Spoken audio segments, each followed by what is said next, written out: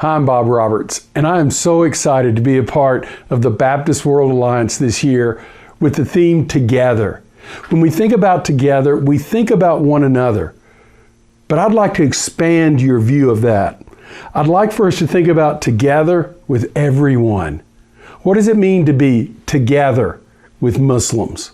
We don't agree with them, but we live together with them in the world, or together with the Jews, or the Hindus, or the Buddhists, or God forbid, even the atheist. What does it mean to be together? If you're going to be together, you're going to have to think about what does it mean to live in the public square? Because the reality is everything that we do in our faith with Jesus is a public manner. In the book of Acts, if you look at what Paul is teaching and how he lived his life, all of his evangelism was public. It wasn't come to our events and bring your lost friends. It was Paul getting invited to events that were at universities and philosophy halls and markets and town halls, being invited to speak to the gospel exactly to a group of people who were non-believers, non-Christians. And they liked him and they welcomed him and they threw him out and they persecuted him. How do we live in the public square? Because this is the most significant thing right now that we could look at in terms of how do we live out our faith and share it. I want to read you a verse from Acts 19. And listen to what it says. Paul is in Ephesus, and the town clerk has invited him to speak, but there's all kind of confusion. Why is Paul doing this? Who is he? And literally, here's what the town clerk says. He says, "For you have brought these men here who are neither sacrilegious nor blasphemers of our goddess." Think about that. Paul's message, he didn't spend time trashing the goddess Diana. He spent time lifting up Jesus. "If therefore Demetrius and the craftsmen with him have a complaint against anyone, the courts are open. There are proconsuls. Let them bring their charges against one another." In other words, here's what he's saying. Paul has not done anything to trash our religion. Neither is there anything in his character that has been brought up that said this man is unworthy. Now that's a profound statement. I grew up as a Baptist in Deep East Texas. Our goal and our ministry was to trash your religion. But as somebody who trains young pastors, I've come up with a little saying I tell them often: never, never, never vilify another religion. If the strength of your faith is merely that you tear down somebody else's religion, do you really have much of a faith? A faith must have the ability to stand on its own feet because of the truth that it believes and the character that it exudes. Migration is happening in our world like never before, but we don't have to be afraid about this. As a matter of fact, we should be excited about it. Because historically, when migration takes place, the gospel also spreads in ways like never before. You are living in a divine God moment like no other time in the history of humanity. And we don't have to run to the church and hide about our faith. Not at all. Not long ago, I was invited to speak at the World Economic Forum, and it was on citizenship and economics and how do we work together. When I was introduced as an evangelical pastor, you could almost feel the air leave the room. But as I began to talk about what does it mean to be a Christian, a kingdom citizen of the kingdom of God, serving all humanity, and how the true evangelical, Bible-believing Baptist Christian should be the most loving, service-oriented person on the face of the earth, all of a sudden you could feel the dynamics in the room shift. So from this verse and understanding migration and the reality about the public square, I'm going to give you some things. You can jot them down, some things to go home and think about. How do you do that? Number one, be honest about who you are. Now let's just be honest. Many of you that are watching this, you're pastors. Don't you hate it when you sit down on the airplane and people are talking about what they do and they say, "What do you do?" These are not days where we get excited to say, "I'm a Baptist pastor." I mean, all of a sudden the person sitting beside you just kind of goes to sleep or tries to move their seat if they can. We're living in a time, though, that it's critical to be honest about who we are. And if we've been perceived negative ways because of how some act, our response needs to be not to run away from who we are, but to be the best example about what we really are. Be honest about who you are. I speak all over the world in mosques and synagogues and other events, and I'm always introduced as a Baptist pastor. I don't run from that. That's what I do. That's who I am. I just try to make Baptist pastor in the mind of a person be the most positive thing that I know how. Yes, I'm a Baptist pastor, and yes, we can fight, and yes, we can be negative, and yes, sometimes some Baptists can be judgmental, and they don't care about refugees or immigrants or the poor or the hungry or the starving. I agree.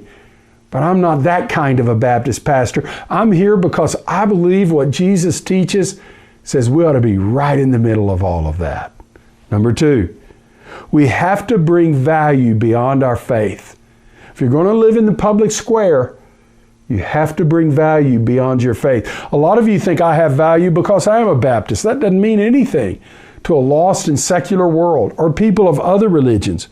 The question is, how do we bring value? For 25 years plus, our church has worked in the country of Vietnam.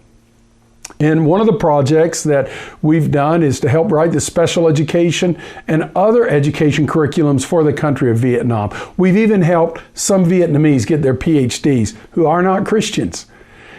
What have we done? We have brought tremendous value to Vietnam. So when Vietnam wanted to get off the CPC list, country of particular concern for how they treated Christians in Vietnam, I was able to talk to them and say, listen, I understand the past and the history and how even during the war there were many missionaries that collaborated with our CIA and other government entities.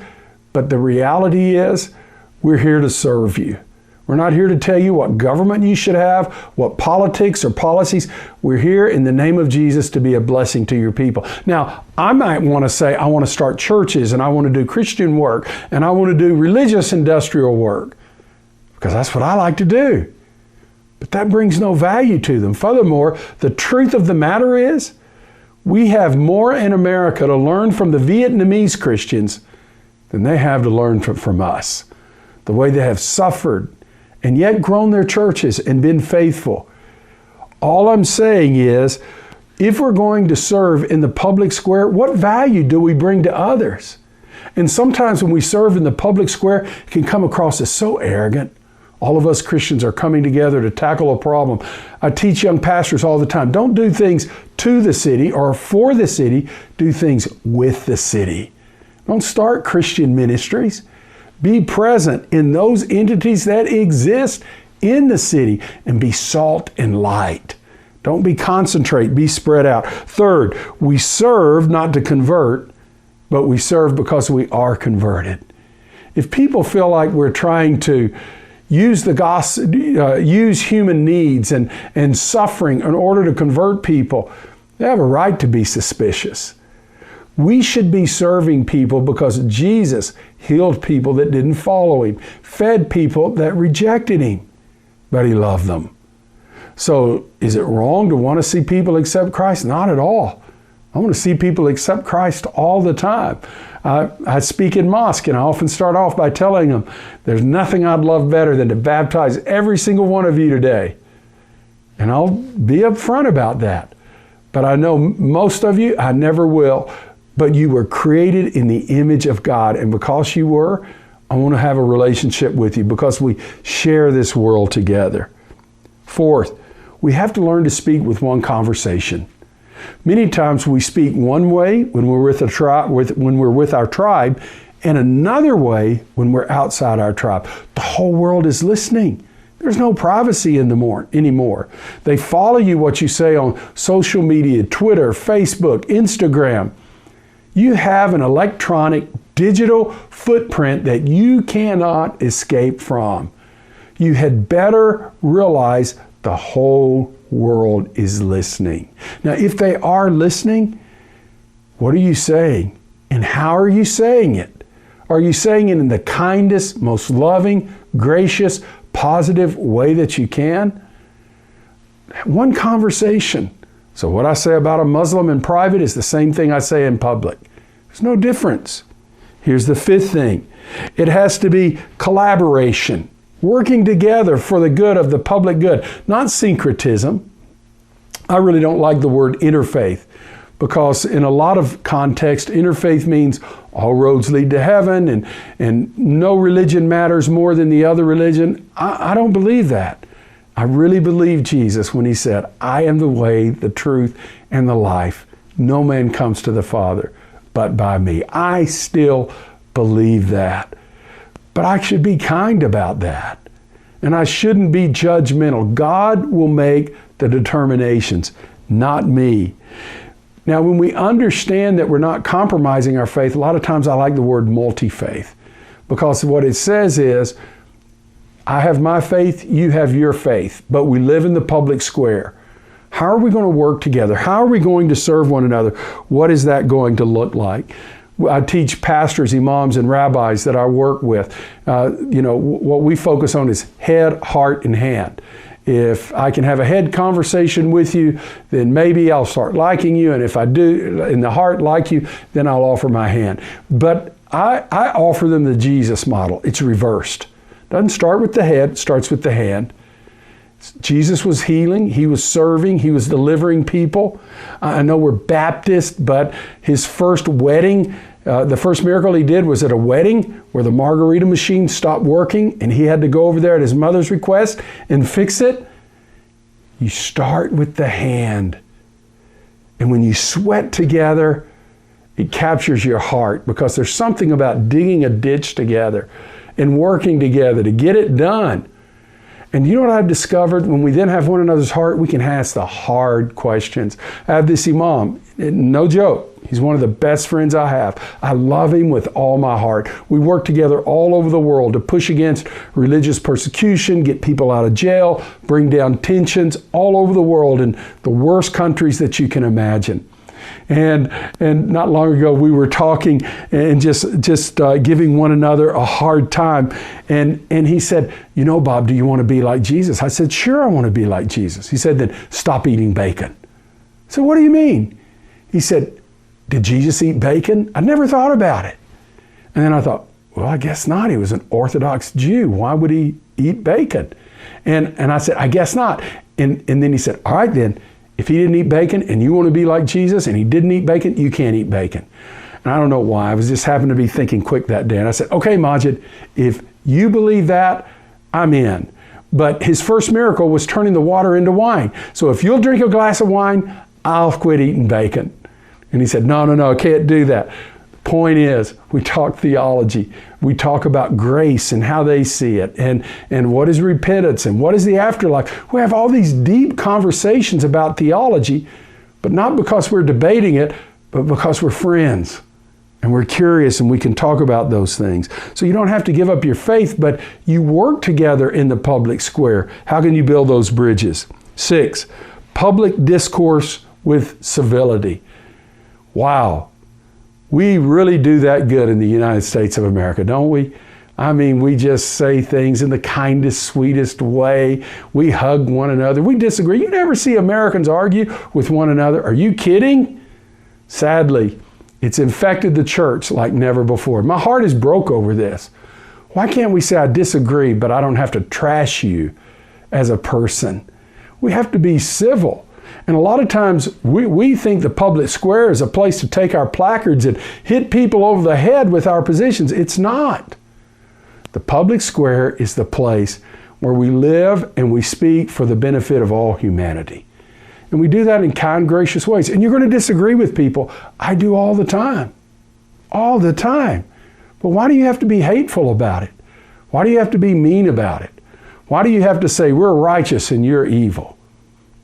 See, it's not just the position, it's how you communicate it that goes a long way. 7th, you have to not just be a teacher saying, this is our position and this is where we stand. You have to be a learner.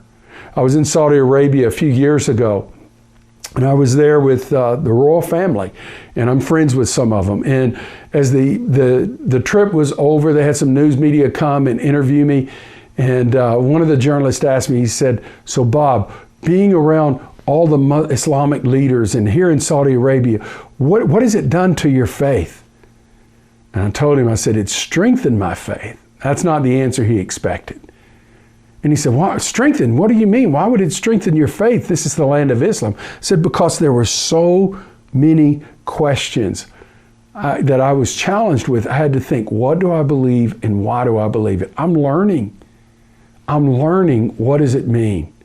And so I think it's critical to understand that interacting in the public, we're going to grow. We're going to learn and experience things we didn't otherwise. 8. We have to shift from tribalism to being global citizens. We have to shift from tribalism to being global citizens. This was the whole essence of when Jesus came. First, as Jonathan Sacks, the Jewish rabbi that I love his writing, says, for Israel to exist, the tribes had to become secondary. When Jesus came, for the kingdom to exist, nations had to become secondary. There is one kingdom, and that kingdom is dispersed throughout the nations. We need to think of not just like we're Christians that are following Jesus, but we need to think in terms of we are ambassadors and kingdom citizens living for the good of the kingdom of heaven that's here. And when we do that, it's going to impact how we talk civilly and what we believe and what we say. I think we're in desperate need of core global theology. When I graduated from seminary and started my ministry, if this represented the whole scope of theology, I had positions from here to here, even if I didn't understand them. Because if that's what John Piper believed, then that's what I believe, because John Piper said it, so it must be right, even if I couldn't explain it. But as I got older and I began to work with people of other religions and different lifestyles and so forth, do you know what I discovered?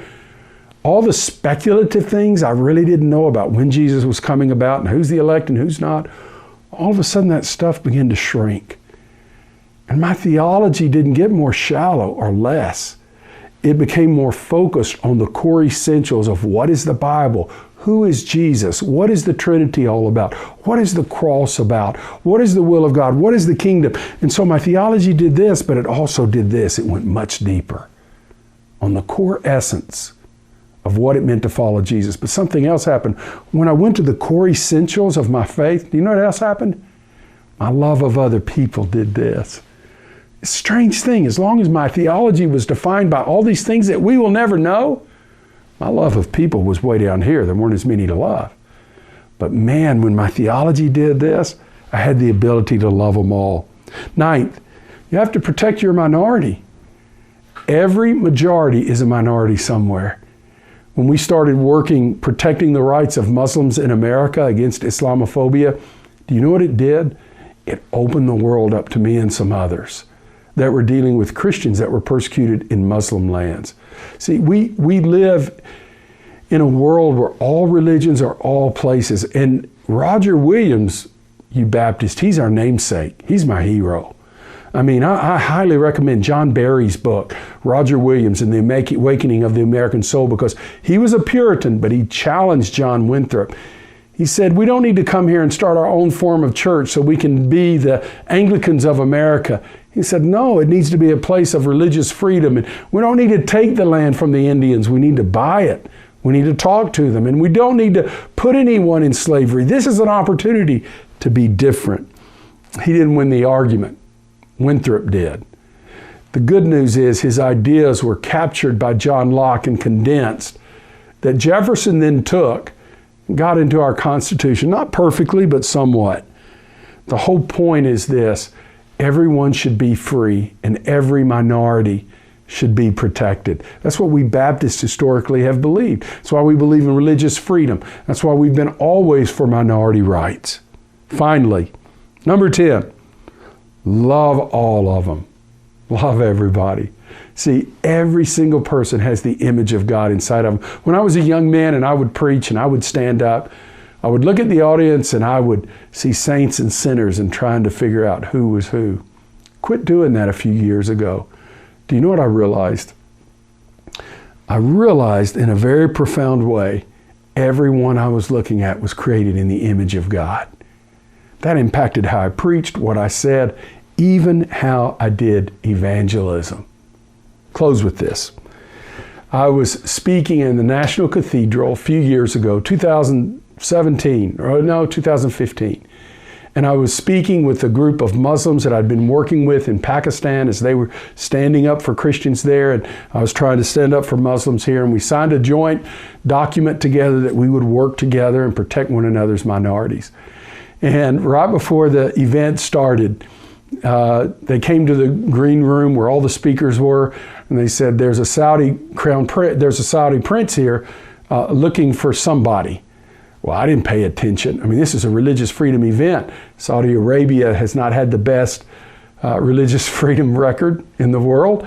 And so they came back in a few minutes and they said, Dr. Bob Roberts, we are looking for this man. And I said, he is looking for you. And I said, okay. And I realized, oh my word, that's my friend, Prince so-and-so. And so I didn't expect him to be there, but he'd heard it was going on and he was in DC, so he came. And so I went out there and everybody knew who he was and they were all running over to him. And it was funny, he told me, he said, save me from these people, Bob, where am I supposed to sit? So I got somebody's name tag, I threw it on the floor, I said, they want you right here beside me, Your Highness. So he sat by me and I was blown away because he's the guy who challenged me as an evangelical pastor to reach out to Muslims in America. And as I was speaking, I thought, I love that man. I wouldn't be here if it weren't for that man. And all of a sudden in my mind, when I said I love that man, I began to think, you know what? I love that man more than some Christians I know. I thought, wow, have I just committed a sin? I love a non-Christian more than many Christians I know. You know what I heard the Spirit saying to me? Bob, today, for the first time in your life maybe, you've loved people like I've loved them. When it's all said and done in the public square, you know what they need to say about us when we leave? Those are those people that love. They love everybody.